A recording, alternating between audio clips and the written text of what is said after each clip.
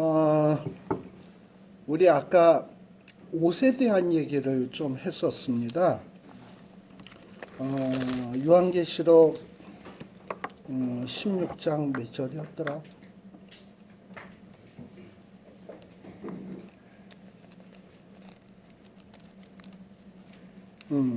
16장 15절에 보시게 되면 우리 주님이 도적같이 오시겠다. 그러니까 이 주님이 도적같이 오실 수 있으니까 언제 오실지 모른다는 얘기죠. 그러니까 의식치 못한 때 갑자기 오실 수 있으니까 평소에 준비를 잘해 놓으라는 얘기예요. 그래서 누구든지 준비를 잘한다는 건 뭐냐면 누구든지 깨어서 자기 옷을 지켜야 된다. 옷을 잃어버려서는 안 된다는 거예요. 그리고 뻘거벗고 다녀서도 아니 된다라는 거예요. 그래서 이 옷을 잘 지켜야 된다라는 겁니다. 근데 여기 뭐 벌거벗는다라는 얘기가 좀 나오는데 제가 오늘 그냥 좀 오늘 안 끝날 거 생각을 하고 그냥 조금 자세하게 이제 좀 들어가기 시작한 거예요. 자, 벌거벗는다라는 거하고 옷하고 이게 창세기에서부터 보면 여러 군데 좀 등장을 합니다. 우리가 창세기에 보게 되면 사람이 타락한 다음에 자기가 옷을 벗은 줄을 알았어요. 그리고 부끄러움을 알기 시작을 했단 말입니다. 그러니까 벌거벗었다, 부끄럽다, 죄, 옷 벗었다. 이게 뭔가 좀 연관성이 있다는 얘기예요. 그쵸? 네, 그랬어요.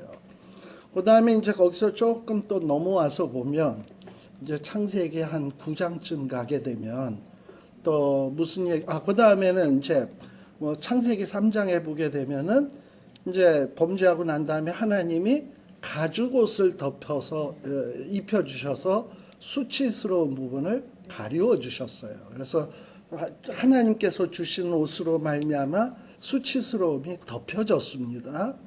그러다가 또 우리 좀 쭉 넘어가면 옷에 대한 얘기가 또 어디에 나오느냐 하면 노아 홍수 이후에 노아가 홍수 이후에 이제 구원받았죠. 구원받고 난 다음에 이제 조금 이제 예전보다는 좀 나태해졌지. 왜냐하면 심판이 임박했을 때는 방주 준비해야지 어떻게 해서든지 살아남기 위해서 정신 번쩍 차리고 신앙생활했겠지만 이제 홍수로 싹 쓸어버리고 자기는 구원받았잖아 일단. 그래가지고 이제 편안해졌어요. 그리고 농사도 짓고 그러면서 이제 포도나무 소출에서 나온 포도주를 잔뜩 드시고 어떻게 잤습니까? 옷 입고 잤습니까? 벌거벗고 잤죠. 수치스러운 걸 드러내놓고 잤다 이 말이에요. 이런 것도 보면은 노아의 어떤 나태함 그리고 뭔가 술 취함 이것과 옷 벗음 하고 이렇게 좀 관련이 있단 말이죠. 그래서 성경에 보게 되면 뭐 너희가 의의로 옷 입어라. 그 다음에 아까에서는 옷이란 뭐냐, 옳은 행실이다. 뭐 이러고 나오는 걸 가만 보면 성경에서 옷이 풍기는 것은 무엇이냐 하면은 죄를 가리는 거야. 좀 어떻게 보면 일단 죄를 가리는 수치를 가리는 게 옷의 역할이에요. 그리고서 이 옷을 벗는다라는 것은 죄가 드러나는 거예요. 그래서 이 옷을 벗게 된다.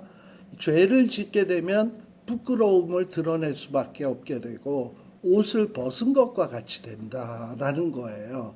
그래서 성경에서 보면 이 옷이 벗겨진다, 벌거벗겨진다 라는 것은 죄를 지었다, 옳은 행실을 하지 못했다, 그래서 수치스러워졌다. 이것과 조금 이렇게 맥을 같이 하는 듯한.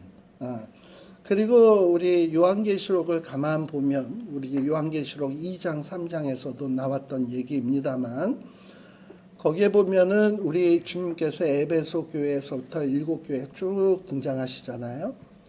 등장하실 때 주님이 첫 번째 딱 나타나서 하시는 말씀이 내가 내 믿음을 아노니 이런 얘기 안 하시고 내 행실을 아노니 내 행위를 아노니 행위에 대한 얘기를 많이 하고 있어요. 그래서 이 요한계시록에서 염두에다 두고 있는 독자는 누구냐? 불신자가 아니야. 성도야, 성도. 그러니까 이 성도라고 하면은 일단 믿음은 기본으로 가는 거예요. 그러니까 믿음이 있는 거는 기본으로 하고 구원받았다는 것은 전제로 하지만 이제 너희들이 그리스도의 신부가 되려면 어떻게 해야 되냐? 신부다워야 된다라는 거예요. 법적으로 신부일 수는 있어요. 그러나 법적으로 신부지만 신부답지 못한 사람이 있어. 법적으로는 분명히 혼인신고도 돼 있고 신부 맞는데 뭐 집안에서 하는 거는 밥도 안 하고 빨래도 안 하고 그냥 머리는 산발을 하고 있고 뭐 막 이러고 있다면 신부답다고 할 수 있나요? 그렇지 않잖아요. 그러니까 법적으로 신부와 실질적으로 신부다운 거하고는 차이가 있다 이 말입니다. 근데 지금 요한계시록 독자에 대해서 요한계시록에서 염두에다 두는 건 뭐냐? 너희들이 법적으로 하나님의 백성인 건 그건 기본이고 하나님의 그리스도의 신부인 건 기본이고 그래 주님이 이제 다시 오시는데 신랑이 다시 오실 때 너희들이 신부다운 신부로서 등장해야 되지 않겠냐. 그렇다면 신부답게 세마포 옷도 예비해야 될 것이고 예복도 준비해야 될 텐데 예복이라고 하는 것이 무엇이냐? 이것은 다름 아닌 성도들의 옳은 행실이다. 믿음은 기본이고 믿음은 법적으로 신부되는데 기본이지만 신부다운 신부로 되기 위해서는 뭐가 있어야 된다? 옳은 행실이 있어야 된다. 그래서 우리가 야고보서 같은 데서도 행위와 믿음에 대해서 얘기를 할 때 행함이 없는 믿음은 뭐다? 죽은 믿음이다. 그러니까 행함이 없는 믿음이 있을 수도 있다는 거예요.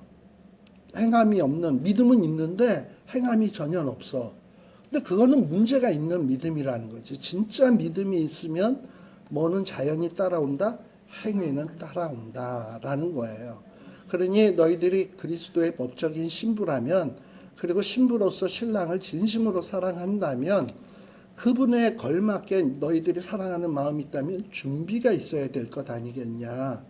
그렇다면 세상을 살아갈 때 먹고 마시고 시집가고 장가가는 데다가 목적을 두지 말고 옳은 행실이 있어야 되지 않겠냐라는 얘기입니다. 자, 이런 얘기를 어디서도 하고 있냐면 마태복음으로 다시 가보시면 마태복음도 종말장 아닙니까? 종말장인데 누가복음에서 했던 얘기를 누가복음에서 하고 있는 얘기를 마태복음에서도 하고 있습니다. 특별히 마태복음 24장 36절 한번 봅시다.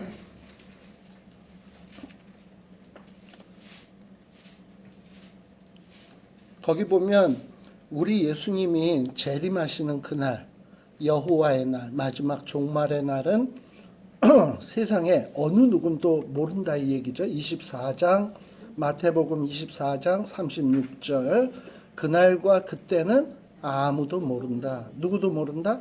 하늘의 천사도 모르고 아들은 누굽니까 이게? 예수님도 모른다. 이건 좀 이해가 안 가는데 어쨌든 예수님이 이렇게 얘기하셨어. 아들도 모르고 오직 누구만 안다? 아버지만 안다. 그러니까 이만큼 주님이 재림하시는 때는 아버지께 속한 얘기인지 사람들이 뭐 요한계시록 보고 계산한다고 알아질 수 있는 문제가 아니에요. 이걸 알려고 하는 거는 문제가 있는 거예요. 하나님만 아는 거예요. 자, 그러니 이제 대전제는 뭐냐? 주님 오시는 날은 언제 오신지 모른다는 거야. 여호와의 마지막 날은요. 그러니까 언제인지 모르기 때문에 우리는 늘 준비를 해야 돼. 오늘 올 수도 있고 내일 올 수도 있고 100년 뒤에 올 수도 있고 이러니까 100년이 되면 100년 동안 준비해야 되는 거고 내일 온다면 더 준비해야 되는 거고 좌우당간 주님이 언제 올지 모르기 때문에 정신 번쩍 차리고 있어야 돼. 한순간이라도 그냥 헬렐레하고 넋놓고 있다가 그러면 도적같이 임할 수 있다 이 말이에요. 언제 올지는 몰라. 근데 이건 분명한 사실은 주님이 오신다는 거예요. 마지막 때는 있다는 거예요. 그리고 또 하나는 언제인지 모른다는 거예요. 그렇기 때문에 언제나 준비하고 있어야 된다는 거야. 그러면서 두 가지 실예를 마태복음에서는 예를 듭니다. 하나는 37절에 노아의 때라는 얘기를 해요. 노아의 때. 자, 우리 누가복음에서는 여기 지금 마태복음에서는 노아의 때만 나옵니다만 누가복음 17장에서는 노아의 때와 롯의 때가 나와요. 종말의 때에 대해서. 그래서 이 누가복음에서 노아의 때는 뭐냐? 노아와 롯의 차이는 뭐냐? 노아는요, 홍수가 날 것을 알았어요. 근데 노아도 역시 언제 홍수가 날지는 몰랐어요. 그러나 하나님이 홍수가 난다라는 사실은 분명히 알려주셨고, 그래서 준비하라고 해가지고 노아는 뭐 했습니까? 산에 올라가 나무를 가지고 방주를 만드는 준비를 했어요. 반면에 주님의 재림하시는 때가 또 뭐와 같다 그랬냐면 롯의 때와 같다 그랬어요. 롯은 어떠한 사람이냐? 분명히 소돔과 고모라가 멸망할 것이 이제 작정이 되었어요. 근데 그 사실에 대해서 롯은 제대로 알지도 못하고 있었고, 또 어떤 하나님의 심판을 앞두고서 준비한다? 이런 거 생각도 안 하고 살았어요. 그냥 소돔과 고모라의 문화에 푹 빠져가지고 그들과 똑같이 살고 있었어요. 그런데 롯도 뭐냐? 하나님의 택한 자녀이거든. 그러니까 하나님께서 롯은 어떻게 했냐? 이 아브라함을 방문했던 두 천사가 아브라함을 방문한 다음에 소돔과 고모라로 갔죠. 전혀 준비 안 돼 있는 롯에게 갔죠. 가가지고 뭐냐? 너 빨리 나와. 이랬더니 부인도 챙겨야 되겠고 사위도 챙겨야 되겠고 딸들도 챙겨야 되겠고 재산도 챙겨야 되겠고 막 챙기려고 그랬잖아요. 급하니까 빨리 나와. 이러고서 그냥 끌고 나왔어요. 그래서 나온 게 누구냐면 롯과 두 딸과 그 다음에 부인이 따라 나왔는데, 부인 나오다가 더 갖고 와야 되는데 쳐다보다가 손기둥 됐고, 그리고 사위들은 나 빨리 나가자 그랬더니 그딴 게 어디 있냐? 그러면서 롯을 기롱했다고 돼 있어요. 성경에 보면 조롱했어요. 이렇게 사람들은요, 종말이 임박했는데도 불구하고 전혀 준비 안 하고 사는 사람들이 있어요. 그러다가 그야말로 도적같이 불시에 임하게 되니까 허둥대는 사람이 있단 말이죠. 그렇게 보면 롯은 어떤 거에 해당되는 사람이냐? 전혀 준비 안 돼 있다가 그야말로 그냥 하나님의 백성이니까 그야말로 불 가운데서 얻은 구원같이 준비되지 않고 그냥 목숨만이라도 겨우 구원받은 그런 어떤 사람의 예표라고 한다면, 노아 같은 경우는 어떤 사람이냐? 종말이 있음을 알고 벌써 120년 전서부터, 홍수나기 120년 전서부터 미리미리 준비를 하고 있다가 홍수가 나서 들어가라 그랬을 때 들어가고, 홍수가 일어났을 때 아주 그대로 구원받는, 어렵지 않게 넉넉하게 구원을 얻는 어떤 예표가 노아가 아닐까. 그러니까 우리가 나중에 구원을 얻을 때 물론 믿음으로 얻는 겁니다만, 어떤 사람은 그야말로 진짜 믿음만을 가지고 겨우 구원을 얻는 사람이 있는 반면에, 어떤 분들은 정말 잘 준비되어 있다가 넉넉하게 구원받는 사람도 있다라는 거예요. 근데 이제 제가 하나 염려스러운 것은, 그럼 나중에 천국 갔을 때 넉넉하게 구원받은 사람들이 불 가운데서 구원받은 사람들 딱 왔을 때, 아유 저것들 겨우 턱걸이로 들어온 주제에, 이러고서는 혹시 넉넉하게 구원받은 사람이 불 가운데서 구원받은 사람을 멸시하지 않을까.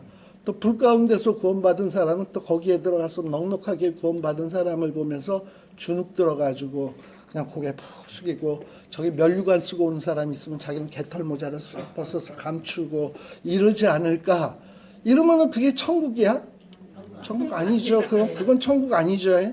절대 천국은 그렇지 않아요. 제가 볼 때 넉넉하게 구원받은 사람도 사실 지가 잘해서가 아니야. 나중에 천국 가면 나는 내가 확실하게 믿는 거 하나, 나는 개털 모자 쓸 것 같은데 그래도 감사한 게 보좌 앞에서 다 같이 면류관 벗어서 던진다는 거예요. 에? 그래서 나는 빨리 벗어서 던져야 돼. 그러면은 어차피 금면류관 쓴 사람이나 나 개털 모자 벗어서 던지면 나중에 어떻게 될까? 똑같지. 누가 더 찬송을 더 세게 할까? 개털 모자 쓴 사람이 더 세게 하는 데가 천국이에요. 전 그렇게 생각이 들어요. 좀 느낌이. 그래서 천국이, 그래서 뭐 좀 그렇지 않을까 하는 생각이 듭니다. 그래서 지금 여기 옷에 대한 얘기가 좀 나와서 조금 요 얘기를 좀 했습니다. 그래서 요한은 지금 말씀을 쓰고 있는 대상이 성도들입니다. 그러니까 가는 말에 채찍질, 뛰는 말에 채찍질을 더한다고 이 어떤 환란 때가 임박한 이런 종말의 성도들에게 너희들 더욱더 정신 차려야 돼. 더욱더 열심히 해야 돼. 더욱더 인내해야 돼. 이렇게 하기 위해서 지금 이 행실을 강조를 많이 하고 있는 겁니다. 그러나 우리가 신약 성경에 보게 되면 바울 서신 있죠. 보통 우리 요한은 자기가 가르치는 대상이 유대인들이에요. 바울은 자기가 가르치는 대상이 누구냐면 이방인이에요. 그러니까 이방인은 아예 예수를 몰랐던 자고 복음도 몰랐고 율법도 모르던 자들이에요. 그러니까 이들에게 시급한 것은 행위보다도 일단 구원하는 게 필요해. 믿음이 필요하고. 그래서 사도 바울은 구원은 행위에서 얻는 것이 아니다. 믿음으로 얻는 것이다. 하나님의 선물이다. 이래서 이걸 왜 바울이 이걸 그렇게 강조를 하냐? 바울의 전도의 대상, 말씀 선포의 대상이 이 바울에게 있어서는 누구냐? 이방인들이었단 말이죠. 그래서 이들을 구원 얻는 게 먼저지 행위는 그 다음 문제였거든. 그러나 이 목회서신을 쓰고 있는 사도나 주님의 제자들은 주로 이 자기네들이 말씀 증거한 대상이 누구냐 하면 이미 기존 성도예요. 이미 주님을 따라 다녔던 자들이고 또 율법을 알고서 하나님에 대해서 알 만큼 아는 자들에게 말씀을 증거하는 거기 때문에 이들에게는 뭐가 필요했냐? 하나님의 백성다운 삶, 신자다운 삶, 이 부분을 강조를 하고 있는 겁니다. 어떻게 보면 요한계시록도 그런 맥락에서 보면 좋을 것 같다라는 거예요. 그래서 요한계시록에 보면 앞에서 2장, 3장에서 7교회에 대한 얘기에서도 행위가 많이 강조되고 있고요. 지금 여기 19장에도 보게 되면 세마포옷이 뭐냐? 성도들의 의로운 행실이다. 이러면서 행위에 대한 얘기가 많이 나와요. 물론 앞부분에 우리 두루마기를 빠는 자가 복이 있다라는 얘기도 나와요. 하나님, 우리가 예수를 믿는 순간 의로 옷 입잖아. 그러면 이 의로 옷 입었는데 또 죄를 지을 수가 있잖아요. 빨면 돼, 빨면. 회개하면. 회개도 중요한 거예요. 그러니까 어쨌든 회개, 의로운 행실, 그래서 주님 오실 때까지 회개하고 의로운 행실하고 잘못했으면 또 회개하고 이런 식의 삶을 살라고 우리에게 지금 이런 말씀을 주고 있다라는 것을 생각하시면 되겠습니다. 자, 그 다음에 17장입니다. 우리 16장까지는 이제 무슨 얘기였냐? 요한계시록에 어떤 4개의 환상으로 기록되어 있다 하지 않았습니까? 그죠? 네. 4개의 환상으로 기록되어 있다 했는데 4개의 환상이 어떻게 했냐?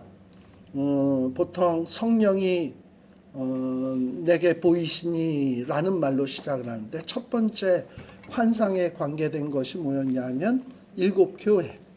그래서 2장, 3장. 그 다음에는 두 번째 환상은 뭐냐? 7시리즈 심판. 7시리즈 심판이란 뭐냐? 하나님을 경외하지 않는, 하나님께 영광을 돌리지 않는 세상을 하나님이 징계하는 거라 그랬죠. 그래서 7시리즈 심판이 성경 요한계시록 4장에서부터 시작해서 어디까지 나오냐? 꽤 길어요. 16장까지예요. 16장까지 7시리즈 심판. 그래서 7시리즈 심판에는 첫 번째 7인, 두 번째는 7나팔, 그리고 지금 우리 15, 16장에서 7대접 나왔잖아요. 그래서 이 7시리즈 심판으로 세상을 하나님께 경외하고 하나님께 영광 돌리지 아니하는 이 세상을 하나님이 징계하는 장면입니다. 징계의 목적은 너희들이 경배하네? 맛 좀 봐라. 이게 아니에요. 하나님의 징계의 목적은 빨리 회개해. 해서 7인, 7나팔이 진행될 때까지만 하더라도 기회는 있었어요. 회개할 기회가. 그런데 지금 7대접이 쏟아질 때는 어떠하냐? 그렇게 하나님이 기회를 줬는데도 회개치 않는 자들에게 쏟아지는 마지막 심판이 7대접입니다. 그래서 우리 아까 7대접 심판에 보면 특징적인 게 뭐냐면 회개치 아니하더라. 대접이 쏟아지는데도 회개치 아니하더라. 라는 얘기가 한 3번 반복되죠. 네. 이렇게 마지막 7 대접이 쏟아지는데도 회개치 않는 거예요. 그래서 이 세상을 향한 징계, 회개의 목적이에요. 근데 회개치 않을 때는 결국은 마지막에 멸망일 수밖에 없다는 겁니다. 이게 두 번째 환상이에요. 세 번째 환상은 뭐냐? 세 번째 환상은 이 세상을, 지금 세상에 대한 심판이었죠. 이 세상이라는 건 대개 뭐냐? 땅, 바다, 하늘, 그 안에 사는 어떤 피조물들을 얘기하는 거예요. 그런데 지금 세 번째 환상에서는 뭐냐? 이 땅, 바다, 하늘, 이런 어떤 여러 피조물들을 지배하고 미혹하게 한 악한 세력의 원흉들 있잖아요. 그 원흉들에 대한 심판이 뭐냐면 세 번째 환상이에요. 세 번째 환상. 그리고 마지막 네 번째 환상은 뭐냐면 새하늘과 새 땅. 즉 새하늘과 새 땅은 뭐냐면 앞에는 7 교회였잖아요. 7 교회는 불완전한 교회지만 새하늘과 새 땅은 완전해진 교회예요. 그래서 불완전한 교회가 완전한 교회가 되려면 어떻게 해야 되냐? 하나님을 경배치 않았던 악한 것들이 심판받아야 돼. 세상이 심판받아야 되고 세상을 타락시켰던 원흉들이 심판을 받아야 돼. 그래서 요한계시록은 어떻게 불완전한 교회가 완전한 교회로 되어져 가는가. 그 과정 속에서 이 불완전한 교회를 만들고 세상을 타락시킨 존재들이 어떻게 징계를 받으며 그 원흉들이 어떻게 하나님 앞에 무서운 심판을 받는가 하는 얘기가 가운데 있고, 마지막에 그런 일이 끝나고 난 다음에 어떤 세계가 열린다? 완전한 새로운 교회가 탄생되게 된다라는 게 이게 요한계시록 전체의 구조입니다. 자, 그런데 지금 우리가 요 17장은 뭐에 대한 내용이냐? 요 17장은 바로 이 세상을 타락시킨 세상의 악한 시스템들 있잖아요. 그 악한 시스템에는 뭐가 있냐? 이 용과 거짓 그리스도, 또 거짓 선지자가 조장하는 세상의 악한 시스템이 있어요. 그 시스템을 하나님이 어떻게 붕괴시키는가? 그리고 용을 어떻게 하나님이 심판하는가? 적그리스도를 어떻게 심판하는가? 거짓 선지자를 어떻게 심판하는가? 이것이 세 번째 환상의 내용이다 라고 생각하시면 됩니다. 그래서 이 17장에는 뭐가 나오냐? 7 대접을 가진 7 천사 중에 하나가 요한에게 와서 이야기를 합니다. 야, 너 일로 와. 내가 너에게 좀 뭘 보여주냐 하면은 물 위에 앉은 큰 음녀에 받을 심판을 내게 보여주겠다라는 얘기를 합니다. 자, 근데 여기에 보면 음녀에 받을 심판, 이 음녀에 대한 얘기가 나와요. 여기 지금 이 7 대접을 가진 이 7 천사는 어떤 자냐 하면은 이제 21장에 가보면 21장 9절에부터 보게 되면 거기서는 누구를 보여주냐? 어린 양의 신부를 보여주는 천사가 등장을 해요. 21장 9절에 보면, 그쵸? 어린 양의 신부를 보여줘. 어린 양의 신부는 남성이다, 여성이다? 어린 양의 신부. 어린 양은 남성이겠지만 어린 양의 신부니까 여성이죠. 신부.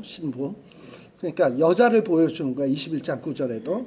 지금 근데 그 천사가 지금 우리 17장에서는 뭘 보여준다? 음녀를 보여준다. 음녀. 그러니까 한쪽에서는 음녀를 보여주고요. 한쪽에서는 어린 양의 고결한 신부를 보여줘. 서로 대비가 되는 여자를 보여주는 역할을 하는 게 요 천사입니다. 그러니까 요 천사가 한쪽에서는 음녀 보여주고 한쪽에서는 어린 양의 신부를 요한에게 보여주는 역할을 하는 거예요. 그러면서 은근히 이 천사는 뭘 하는 거냐 하면 음녀와 어린 양의 신부가 얼마나 이게 대비가 되는가 하는 것을 설명을 해주고 있습니다. 그럼 도대체 여기 17장에 나오는 이 음녀는 도대체 어떤 존재인가 하는 것을 우리가 좀 생각을 해볼 필요가 있습니다. 요 음녀는 특별히 뭐라고 되어 있냐? 무리에 앉아 있다라고 되어 있어요. 많은 무리에 앉아 있다. 참 요한계시록은 여러 가지 상징이나 이런 비유적인 표현들이 많이 나와서 도대체 음녀는 물 위에 앉아 있다? 물에 둥둥 뜨나?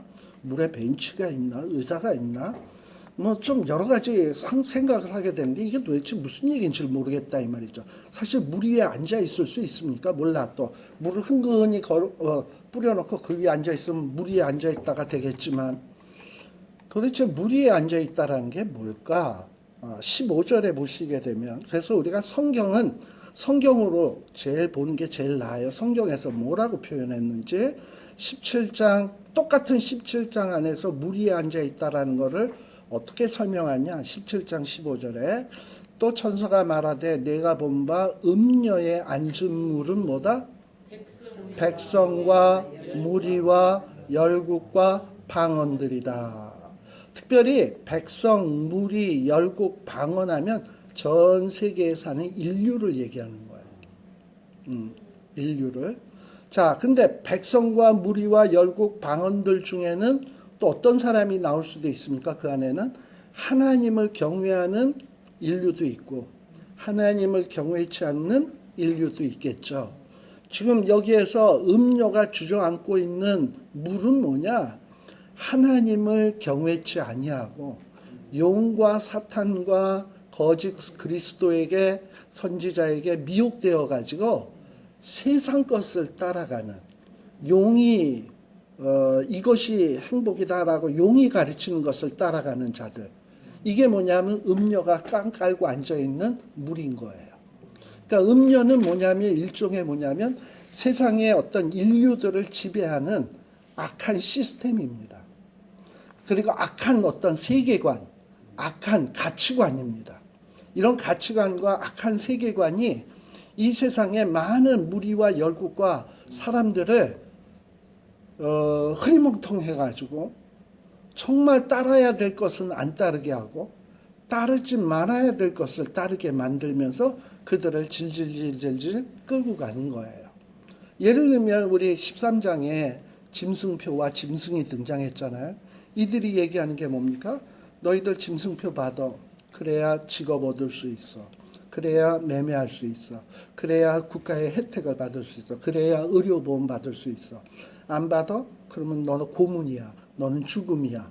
이렇게 핍박을 할 때 사람들은 어떻게 하겠습니까? 따라갈 수밖에 없죠. 근데 어떤 사람들은 뭐냐? 열국과 방언과 백성들 가운데는 아니야. 우리가 설사 저 짐승의 말을 안 듣다가 박해를 당해도 좋아. 고문 당해도 좋아. 그러나 그 고문과 박해는 잠시야. 우리에게는 영원한 세계가 있어. 그러니 절대 이거를 양보해서는 안 돼. 죽으면 죽으리라야. 이렇게 가면 이거는 짐승의 시스템을 따르는 사람이 아니죠. 근데 대부분의 사람들이 이런 어려운 때가 되면 짐승의 시스템을 따라가게 돼 있어요. 왜?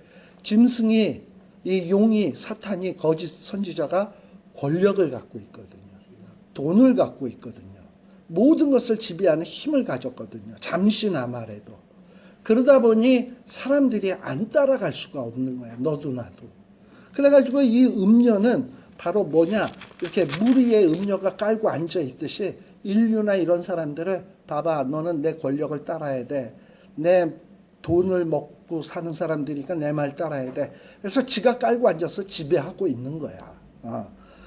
자, 근데 이런 어떤 이 세상에 이런 음란한 시스템, 세상적인 이 가치관, 이런 잘못된 시스템을 하나님이 어떻게 하시냐? 심판하신다라는 거예요. 그래서 2절에 보게 되면 땅의 임금, 땅의 권세자라고 해서 이 세상의 잘못된 가치관과 구별되게 사는 사람이 아니야. 땅에 사는 임금들도 돈, 권력 앞에서는 다 헬렐레 돼가지고 그게 행복을 준다고 생각을 해가지고 권력 따라가다가 쪽박차고 돈 따라가다가 쪽박차고 이러는 거예요. 그래서 이 세상의 잘못된 가치관과 더불어서 뭘 한다? 음행하고 그리고 이 땅에 거하는 모든 자, 땅에 거하는 자는 뭡니까? 뭐랑 대비가 됩니까? 하늘에 거하는 자와 대비되죠. 하늘에 거하는 자는 소망이 어디 있나요? 하늘에 있죠. 땅에 거하는 자들은 소망이 어디 있습니까? 땅에 있죠.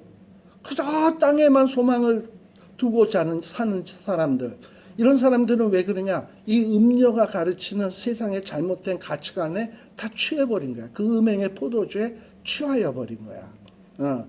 자, 그런데 이 음녀, 이 세상의 잘못된 아주 악한 시스템은 뭐랑 관련이 있냐? 3절에 보면 성령이 나를 데리고 광야로 가니라 내가 보니, 지금 성령님이 요한에게 보여주시는 거죠. 이게 바로 세 번째 환상의 사인이라 그랬죠. 요한계시록에 보면 성령이 내게 보이시니 혹은 이끄시니 나오면은 이게 하나의 환상이라 그랬어요. 이게 지금 세 번째 환상이라는 얘기입니다. 세 번째 환상에 보니 뭐가 보인다? 여자가 붉은빛 짐승을 탔다. 그러니까 여자가 탄 거는 뭐예요? 짐승. 짐승은 뭡니까? 적그리스도. 그러니까 여자와 적그리스도는 뗄래야 뗄 수 없는 불가분의 관계다라는 거예요. 자, 근데 이 짐승은 무슨 빛깔이다? 붉은 빛이다. 용은 원래 무슨 색이었습니까? 붉은 용이었어요. 짐승하고 용은 서로 닮았어. 용은 사탄, 짐승은 적그리스도, 닮았어. 그런데 이 음녀는 뭘 탔어? 붉은 짐승을 탔어. 그 다음에 이 짐승의 몸에는 뭐가 기록되어 있다? 참남된 이름들이 기름이 가득하다라는 거예요. 이 참남된 이름이라고 하는 것은 뭐냐면 하나님이 창조주가 아니라 내가 창조주다. 하나님이 세상의 주인이 아니라 내가 주다. 행복은 하나님이 주는 게 아니라 내가 준다. 뭐 이런 식인 거예요. 그러니까 말도 안 되는 정말 심판받아 마땅할 그런 내용들이 가득 몸에 써져 있어. 그런데 머리는 몇 개다? 7머리. 그리고 뿔은 몇 개다? 10뿔이다 라는 거예요. 특별히 이 붉은 짐승에게는 7머리가 있다 그랬어요. 자, 7머리라고 하는 것은 어떻게 보면 세상의 우두머리들을 얘기하는 거예요. 짐승의 7머리. 7머리는 이게 그 7왕들이에요. 그런데 특별히 이 짐승은 어떤 존재였냐? 하나님의 백성을 괴롭히는 존재가 바로 이 짐승입니다. 근데 이 짐승이 하나님의 백성들을 괴롭히던 것이 언제부터냐? 사실 뭐 아브라함, 이삭, 야곱, 요셉 때까지는 나라라고 할 수 없어요. 하나의 대가족 정도라고 얘기할 수 있지. 그러니까 이스라엘 나라가 나라 정도로 성숙하게 된 때는 언제냐면 애굽에서 그 인구가 막 분리들이 일어나서 출애굽할 때쯤 돼야 이때가 나라라고 할 수 있습니다. 그리고 그때서부터가 어떤 교회 또는 하나님의 공동체라고 일컬어질 만한 때가 바로 그때부터예요. 자, 그리고 그런 하나님의 공동체 이게 형성되었을 때서부터는 뭐가 존재하기 시작하냐 하면 성막이 존재하기 시작을 했어요.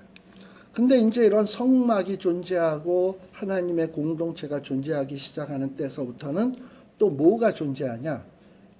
사탄의 세력은 이런 하나님의 공동체를 핍박하는 거대한 형태로 등장하기 시작합니다. 근데 그 첫 번째가 언제냐? 애굽. 애굽이 이스라엘이 공동체로 형성됐을 때 이 이스라엘 공동체를 멸하려고 했잖아. 특별히 바로가 이스라엘 공동체에서 아들들이 태어나면 다 죽여가지고 멸절시키려고 했잖아. 홍해를 건널 때도 잡아 죽이려고 막 뒤쫓아왔잖아요. 이렇게 애굽이라고 하는 공동체는 이스라엘 백성들을 아주 멸하려고 하는 첫 번째 공동체입니다. 첫 번째 머리. 두 번째 머리는 누구냐? 북이스라엘을 멸망시켰던 아수르. 아수르 기억하시죠? 아수르가 북이스라엘을 멸망시켰잖아요. 세 번째 머리는 누구냐? 바벨론. 남유다를 멸망시켰던 바벨론. 그 다음에 또 이스라엘 나라를 또 지배하고 괴롭혔던 나라가 또 누가 있냐? 메데파사. 그 다음에 또 누가 있냐? 메데파사 다음에 헬라가 있고, 그 다음에는 또 누가 있냐? 로마. 그 다음에 이제 누가 있냐? 마지막 7번째는 장차 있을 적그리스도의 거대한 세력. 이건 이제 주님 재림하실 때. 그래서 어떻게 보면 하나님의 공동체를 공격하는 7개의 공동체가 거대한 세력이 있었습니다. 그게 뭐냐면 애굽에서부터 시작해서 우리 주님 재림하시기 전에 등장할 적그리스도의 나라에 이르기까지 크게 7개의 공동체가 있어요. 이게 뭐냐면 짐승의 머리 위에서 솟아난 7머리다. 그리고 이제 10뿔이 나오잖아요. 10뿔. 이 10뿔은 아마도 제일 마지막 적그리스도 7번째 머리에서 솟아날 10뿔인데, 이것은 적그리스도의 지배를 받는 세상 열왕의 세력이다라고 보시면 돼요. 우리 아까 아마겟돈 전쟁 나왔습니다만, 용의 입에서 거짓 영, 개구리 영이 나와가지고 개구리 영들이 나가서 세상의 임금들을 미혹해가지고 뭐냐면 하나님을 대적하는 전쟁을 일으킨다 그랬잖아요. 이때 이 전쟁을 일으킬 때 이 거짓 영들이 가서 세상의 임금들을 미혹할 거 아닙니까? 그렇게 해서 하나님과의 전쟁을 일으키는 어떤 세상의 정치적인 군주들. 몰라, 어떤 사람은 이런 거를 가리켜서 뭐 구주 공동체다, 나토다, 아니다, 이슬람권이다, 이슬람 국가들이다. 또 어떤 사람은 이거는 로마 교황청이다, 교황청에 뭐 소속된 이런 것이다, 뭐 이렇게 다양한 얘기들을 하고 있습니다만, 전 그렇게 얘기하고 싶지는 않고 그냥 성경에 나와 있는 대로 적 그리스도의 지배를 받는 세상에 엄청난 권력을 가진 세력들, 그게 누구인지는 아직 분명하게 드러나지는 않았어요. 근데 장차 드러날 거야. 바로 그 10뿔이 바로 그런 거예요. 근데 이 음녀라고 하는 존재는 바로 이렇게 세상에 하나님을 경배치 않는 인류, 또 임금, 이런 사람들을 지배하면서 세상을 미혹해 하는 이런 역할을 하는 세상의 거대한 시스템이다라는 거예요. 근데 이 거대한 시스템이 얼마나 대단한가 한번 봅시다. 4절에 보면 그 여자는 자줏빛과 붉은빛 옷을 입었다. 금과 보석과 진주로 꾸미고 손에 금잔을 가졌다. 자, 이런 걸 보면 이 음녀는 세상적 가치관이나 세상적 시각으로 볼 때 매력적이다, 매력적이지 않다. 매우 매력적이다. 가진 화려하고 좋은 것은 다 가지고 있는 것 같아요. 보통 자줏빛과 붉은빛 옷은 누가 입는 건가요? 홍포, 왕이나 귀족이 입는 거예요. 바로 이 여자에게는 그런 어떤 고귀함이나 권세가 있다는 거예요. 그리고 옷에 꾸민 것이 뭐야? 뭐 금, 보석, 진주, 손에 금잔, 이런 거예요. 그러나 그 본질은 실질적으로 뭐다? 그런 모든 것이 가증한 것이고요. 음행이고 더러운 것이라는 거예요. 근데 사람들은 가증, 더러운 음행은 보지 않냐고 뭐만 본다? 겉에 화려함에 도취돼서 글로 끌려가는 거야. 그리고 이 여자에게는 맞박에 이름이 써져 있는데요. 뭐라고 써져 있어요? 비밀이라. 즉, 이 비밀이라는 것은 아주 비공개적이고 알기가 어렵고 은밀한 것을 얘기하는 거야. 그러니까 겉보기에는 화려한데 저자의 정체는 철저히 감춰져 있고, 그리고 저자를 따라가다가는 마지막에 결말이 멸망인데 그런 것들은 다 비밀처럼 감추어져 있는 아주 음습한 존재라는 거야. 그러니 자기가 이런 음녀를 따라가면서도 자기가 잘못된 길로 간다라는 사실을 사람들은 몰라. 끝에 가서 잘못 왔구나. 이러면 근데 이때는 끝인 거예요. 그만큼 비밀스럽게 음녀는 사람들을 잘못된 길로 이끌고 간다라는 거예요. 어찌 보면 오늘날 우리 한국의 현실 같을지도 몰라요. 뭐 꼭 그런지 안 그런지도 모르겠습니다만 그런 의심이 충분히 가서 하는 얘기야. 위정자들이 하는 지금 위하는 사람들 보면 제가 볼 때는 자유민주주의 어떤 이런 거를 정말 좋아하는 사람 같지가 않아. 어떻게 해서든지 김정은하고 어떻게 결탁을 해서 뭐 이런 것 같아. 그러나 절대 그거는 공개적으로 안 밝혀. 그런 얘기는 안 하고 비밀이야. 그런 거는. 그런 얘기는 안 해. 그러나 그들의 말을 따라가다 보면 나중에 가서 어느 순간인가 딱 갔을 때 아 이거 완전히 그거였네. 완전히 똘만이었네. 정은이. 이렇게 생각이 되는 날에는 이미 늦었단 말이죠. 그러니까 이렇게 세상의 시스템이라고 하는 것은 굉장히 비밀스럽게 우리를 잘못된 길로 끌고 갈 수 있는 그런 무시무시한 존재다라는 거예요. 이 음녀를 만만히 봐서는 안 돼요. 여기 보면 비밀이고 비밀임에도 불구하고 이 자는 어떤 자다? 큰 바벨론이다. 여러분들 바벨론이 어떤 나라입니까? 세계를 지배했던 나라예요. 그곳의 수도가 바벨론이에요. 근데 이 큰 바벨론이라는 것은 이 음녀의 이 시스템이 대단한 거라는 거야. 땅에 여러 음녀들도 있어. 똘마니 음녀들도 있고 가장 가증한 것들도 있는데 그것의 어미가 누구냐? 여기에 나오는 음녀라는 거예요. 그런데 이런 음녀가 이제 장차 이 하나님의 이 음녀가 어떻게 심판받을 것인가 이거를 지금 설명해 주는 내용이 요한계시록 17장입니다.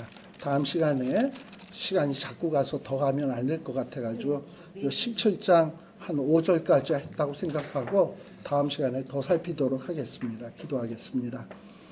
하나님 아버지 감사합니다. 또 우리가 또 이렇게 요한계시록 말씀을 통해서 사탄의 정체, 사탄이 우리를 어떻게 유혹하며 넘어뜨리려고 하는지, 또 이것에 우리가 승리하기 위해서는 어찌해야 되는지 말씀을 통해서 살피게 하여 주시니 감사합니다. 참으로 말씀으로 잘 무장해서 마지막 때에 믿음으로 승리하는 자가 되게 하여 주시고 신랑 되신 예수 그리스도가 언제 오시든 기쁘게 맞이할 수 있는 잘 준비된 신부들이 되게 하여 주시옵소서. 예수님 이름으로 기도드리옵나이다. 아멘. 마치겠습니다.